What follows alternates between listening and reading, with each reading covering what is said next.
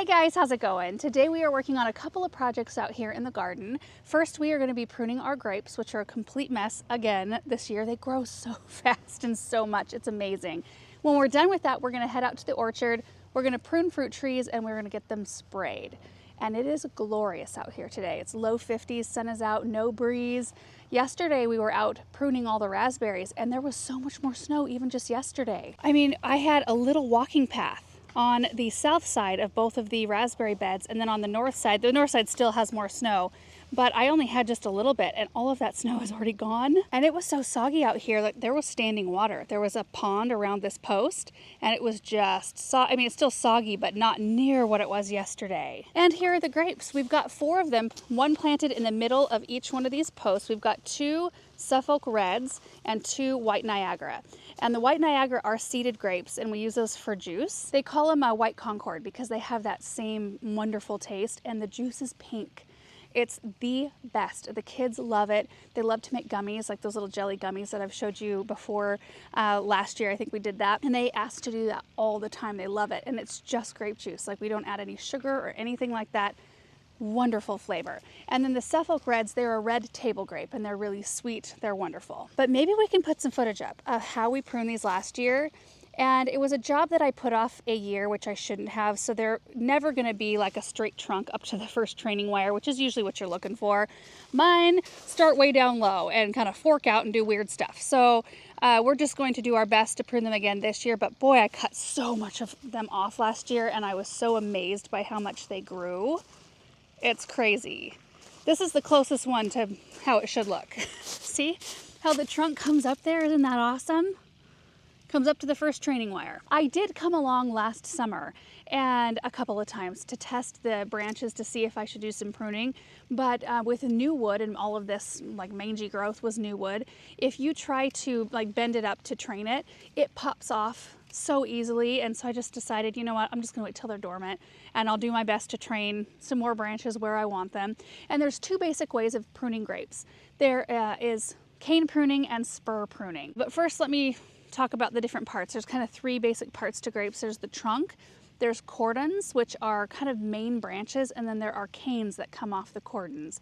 And the canes are what produce the buds that produce the fruit. And they produce fruit on old wood, but once that wood has produced fruit, it won't produce fruit again. So real quick, you can see here, there's the trunk. Where it splits here, you can see a main branch go this way, and there's a main branch that goes the other way. Those are cordons. And then where they come off, like right here, this is a cane. And so you can see the bud here. This one will produce fruit. So we'll pop some pictures up on the screen of the 2 different kinds of pruning. So cane pruning is where you have your trunk and then you almost have a crown where the cordons are, but you don't let the cordons grow out laterally like I am doing here. Instead, you kind of keep them short, and instead of training the cordon to go out, you just train 1 cane on either side off of that really short cordon. And then there's spur pruning, which is what I'm doing. So we've got the trunk, we've got cordons that we've trained out laterally, and then the canes come off of the cordons, and typically you take those canes down to the second bud away from the main trunk, and that's where you will get your fruit. But I don't even know what to call our method of pruning since I kind of messed it up the first year. I considered last year, I was looking at them and thought I should just dig these out and start over because they're so weird, but they produce so much fruit that we're just gonna go with it. And you know, my parents, I think they've got 2 or 3 layers on their grapes, and I think they were there when we moved in, and they always did so great. And they always told me growing up that you trim away about, I don't know, 75% of the plant like off to a point where you feel like you've killed the plant, and then you keep pruning and prune more. And they are not wrong because these plants are so vigorous and they produce canes so fast. So what I'm gonna probably do is come in here. I don't want any of this stuff that's kind of on the ground or, you know, growing way out. We want it to be more flat than anything else. But I want to train another branch to go up from this area so that I can get some more cordon kind of things along this wire and then eventually on the top as well. So I do have some twist tie. I'm really running low on it though. Let me grab it. It's this stuff right here. It's like rubber coated wire, so it's really easy on your branches, but I'm gonna be using that to kind of help hold everything on. You can see where I have used it. Maybe you can see where I've used it. Maybe not. Maybe I was able to like twist everything around. Oh, here's a piece right here. Yep, works great. Here's another one. You know, I might be able to take off enough of these, and I'll probably end up with enough. Yeah, this one doesn't need to be held on by wire anymore. It's already growing around our training wire.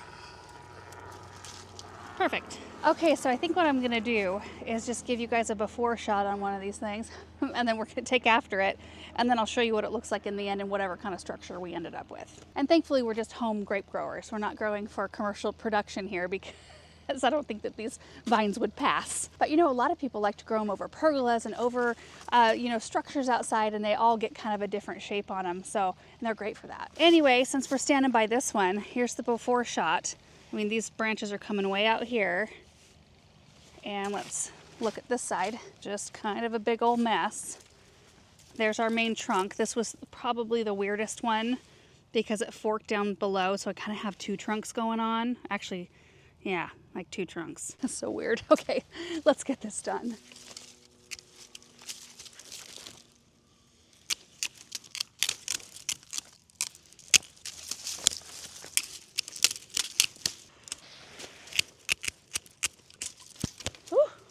Goodness gracious.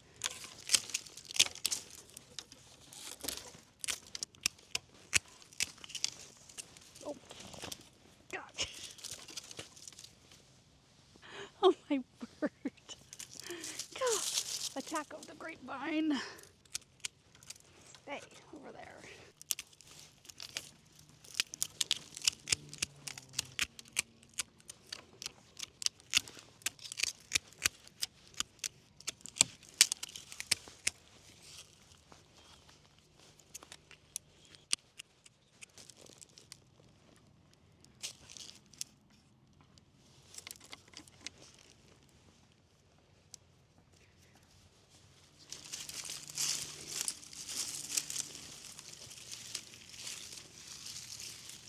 Well, there's the first one done, at least for today. And it's not ideal in shape, but we're getting closer. What I think I'm going to do, because right now you can see we've got more of a fan shape. I left kind of 4 canes or cordons. Like this is a cordon right here, and this one is essentially a cordon right here. I'm hoping to move this one closer to center eventually. I just didn't want to put too much stress down here, and I did move it over a lot further than it was. So in the end, I'm hoping to have that one be a little bit more center, and then we'll train some canes to go laterally, and then we can eventually get rid of this one. But I didn't want to get rid of too much because I think that's actually going to be really pretty, even though it's very unique.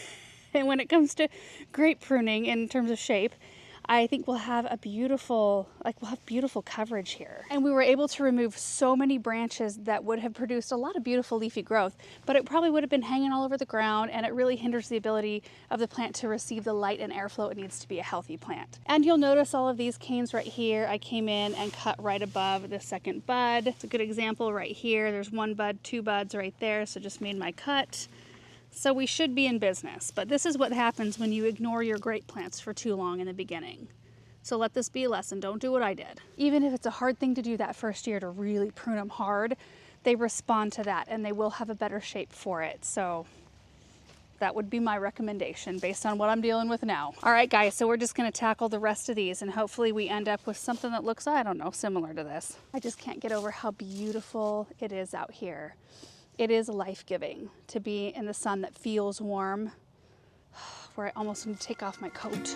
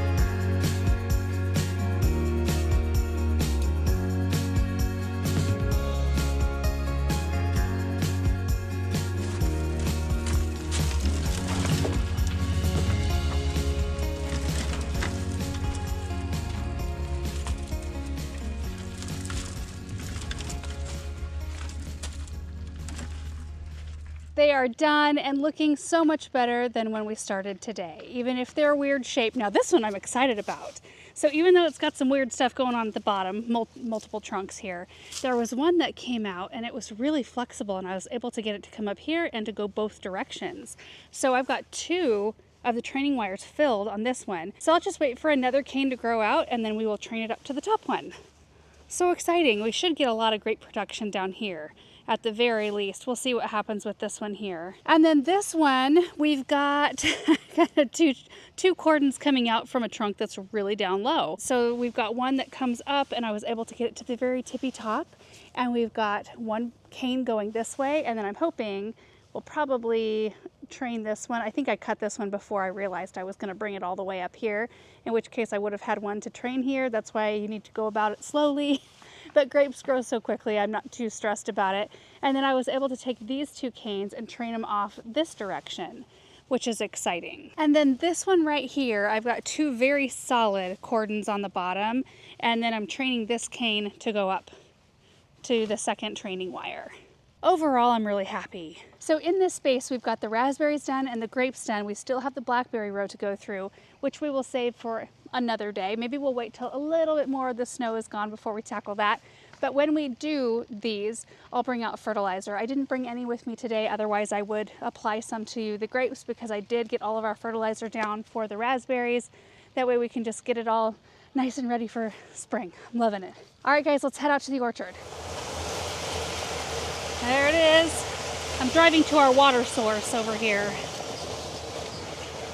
Before we spray, I do want to tackle just a little bit of pruning. And what I'm going to be doing today is not any no major pruning today. I think I'm going to save that more toward summer and do summer pruning this year just to see. I want to experiment to see how that works. But today I want to look for anything disease, damaged, or dead, the 3 Ds. That's the first thing we look for when we prune. And then any kind of like real spindly growth or anything that's growing into the interior of the tree. In fact, I've got a real good example over here. This is a Snow Beauty white peach right here. And you can see all of these little itty bitty branches growing right up into the center of the tree. I'm gonna eliminate that sort of thing. You can see this big one over here. I don't want to keep that. I want to keep like the main branches nice and open so air can get in there and so on and so forth. So that's basically what I'm going to do. A lot of years I'll get up on a ladder and make some heading cuts, which means just taking the main branch and cutting it down just to size control the tree. But I want these to get a little bit more size. And I know that's not what everybody wants in orchards. A lot of times there's different ways of pruning them. You can prune them vase shape, which is a desired shape for a lot of peaches, nectarines, a lot of different trees, and it keeps the size of the tree a lot lower. That way it's a lot easier to harvest things. You can do, there's like standard fruit trees that get really quite large where they've got a central leader. A lot of apples and pears will do that. I kind of like the modified central leader, and I've talked about it in other videos, and maybe we can link another one down below where I go more into depth. But I want the trees to look like a tree shape. I don't want them to look like tortured orchard trees, which is kind of what they look like to me when they're in a vase shape. Even though I think that that's probably the best way to prune them for maximum productivity and ease of harvest and ease of maintenance. But I want these just to fill in a little bit more. Otherwise, I'm gonna have to pop more trees in here. I keep thinking that I have a real good opportunity to pop another one like right here, because I've got 4 in a square. So there's an apple here. This is a Fuji, yeah, that's a Fuji apple. This is a Tilton apricot, and then I've got an Alberta peach here, and the Snow Beauty white peach here. So I could put one here and just keep them a little bit smaller. But I don't know, it's kind of, that would throw off my design a little bit. Right behind the flower shed, we have a flavor top nectarine, which we have another one in that corner. That's a much older tree, but it's so good. It is my favorite fruit tree we have out here, so I had to get another one. They are like the better peach. They're so good, smooth skin, super tasty. Oh my gosh, it's making my mouth water. And I don't even have any to eat right now. We have a Santa Rosa plum, which is definitely our tallest tree.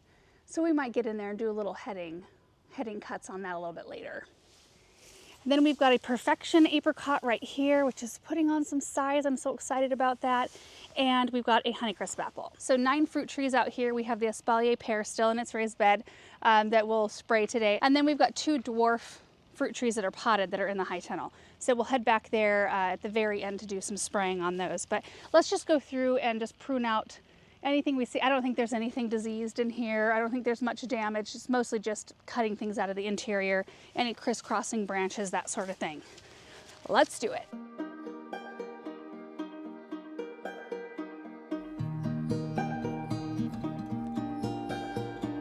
First tree, this is the Honeycrisp apple. Just got a few little branches off of it. Pretty good.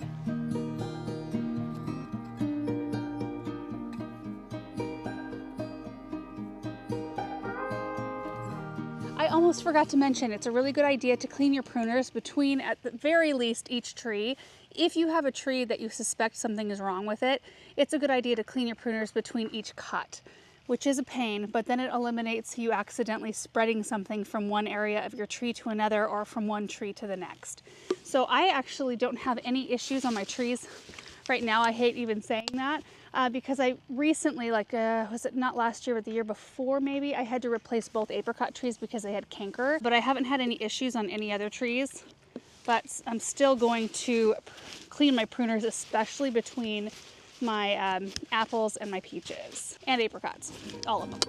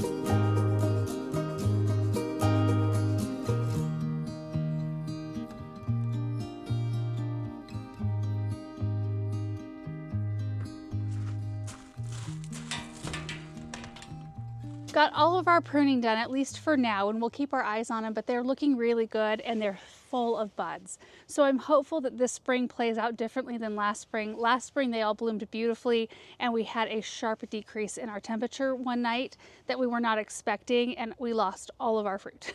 Like, I didn't get any fruit at all, which was a blessing in disguise because it did alleviate a lot of pressure on our fall schedule, because when we are needing to harvest and keep up on that, it just adds an extra thing. But I did miss the fruit, so I'm hopeful that this spring just is different. And I put some of the peach branches in a vase of water, and these will all bloom inside. We'll force these to bloom and they'll be beautiful little pink blooms. I'm so excited about it.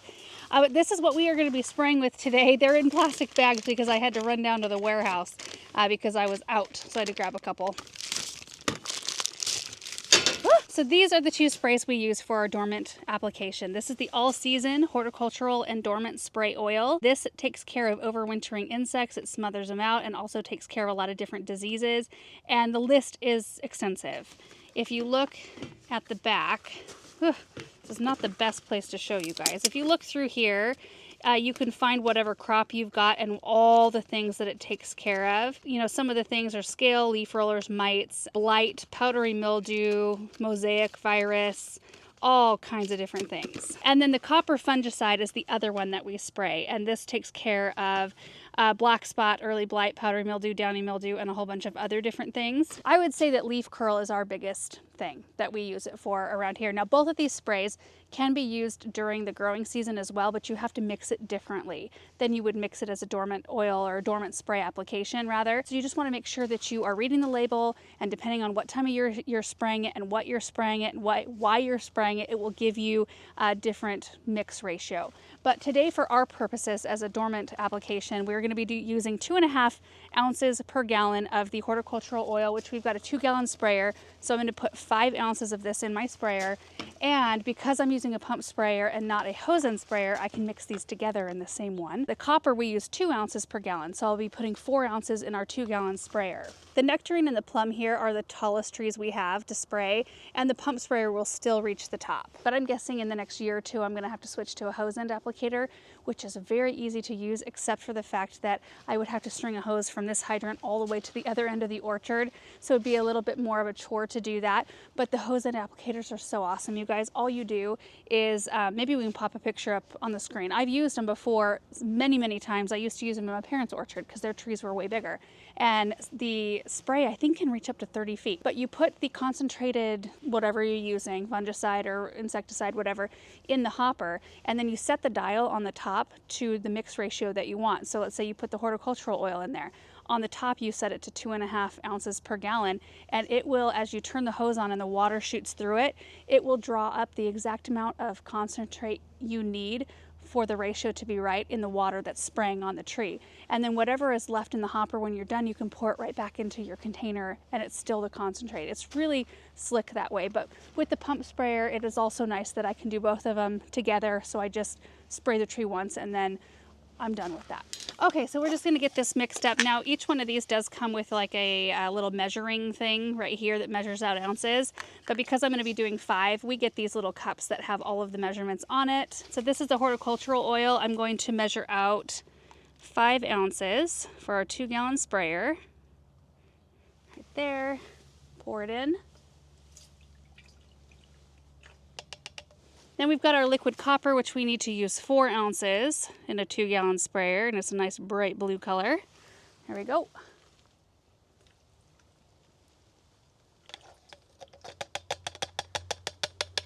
Okay, the 2-gallon mark is right here, so we're gonna fill it up.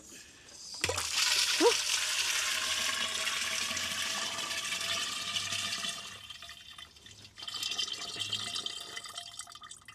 Uh-oh. Why is this not working? Oh boy, I better call Aaron. Okay, so the water isn't working. We just had this moved, this hydrant, last fall. Anyway, I'm hoping there's not a leak. I don't think there's a leak. Aaron thinks it's probably the power to the pump. So he's gonna go teach me at the power panel which one to turn on and off and what to look for. So hopefully we're back right here with running water in a minute. Okay, I think it's up and running again. In my face. Awesome. All right.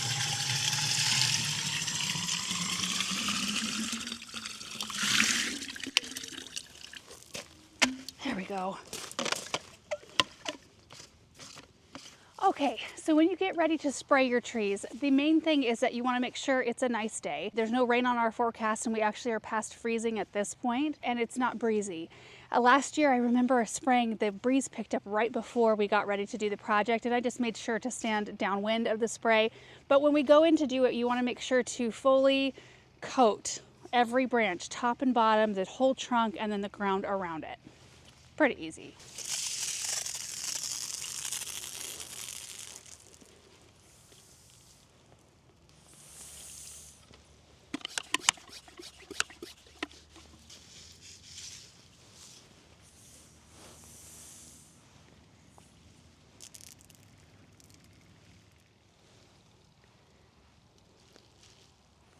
So check that out. It's glistening with the spray, and it just took us a couple of minutes. Really easy to do. Okay, I'm just gonna continue on. We've got 8 more trees here in the orchard, then the Paris espalier, then the miniature trees in the high tunnel. Let's get it done.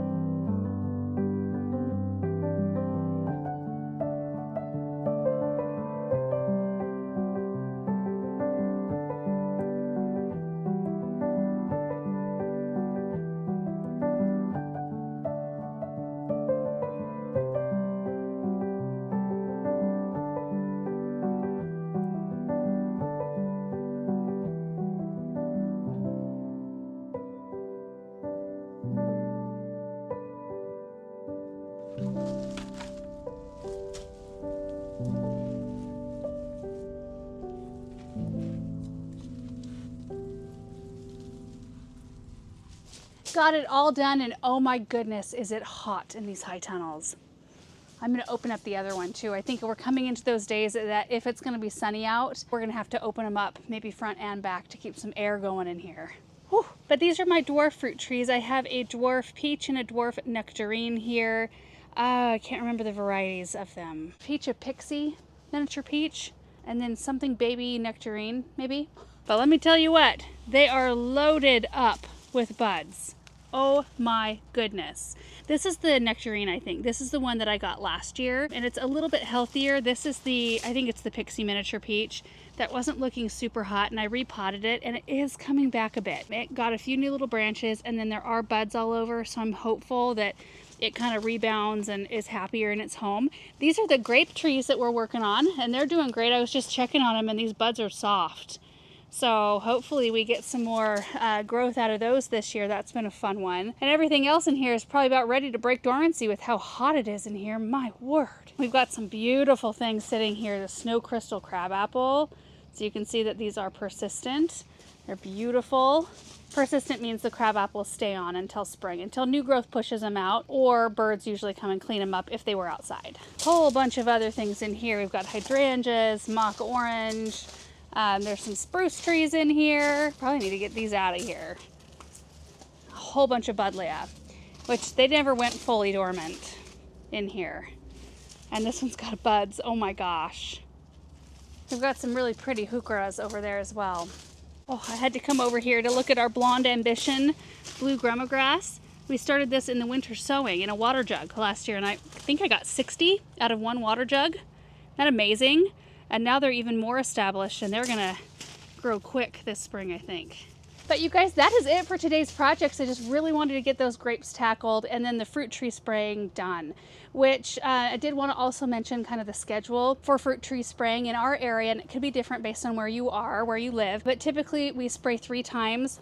However, the fruit tree growers in our area say as long as you hit the last spray, even if you don't do the first 2, you'll probably be good. But usually you want to do your spraying right after they drop their leaves in the fall, which for us means late November, and then again on a nice sunny day in January, and then again toward the end of February on a nice day. But we just didn't have the nice days this winter. Not that I normally keep up with the 3 spray regimen, but it just really wouldn't have allowed it, I don't think, this year, because we have had so much moisture and areas are flooding around us. People are like having to evacuate homes and things like that because of how high our water is, which is not normal for us. But it was just raining and snowing and wet all the time that you really want to wait till a dry day to do your spraying. So anyway, if we happen to have like an extended spring where it just stays a little bit more cool, I might hit them one more time with spray. But my approach during the season, a lot of people use a contact, like a fruit tree spray that's more of a contact killer for insects and things like that in season, and I don't do that. I don't spray during the season, and I'm going to try bagging my apples this year if we get apples. I've bought those little mesh bags, so once they start to form up, you can put the bags on them and it'll keep the worms out, hopefully. There are some other methods. You can spray them with, what is that clay, right? I can't remember what it's called. You can do that, but it kind of gives like a film on the apples. I don't really want to have a film on my apples, and I don't want to have to spray them with something else, so I think bagging them is the way to go this year. I actually bought the bags last year, and then we lost all of our fruit, so I didn't have to use them. Anyway, guys, thank you so much for watching this video. I hope you enjoyed it. I hope it was helpful, and we will see you in the next one.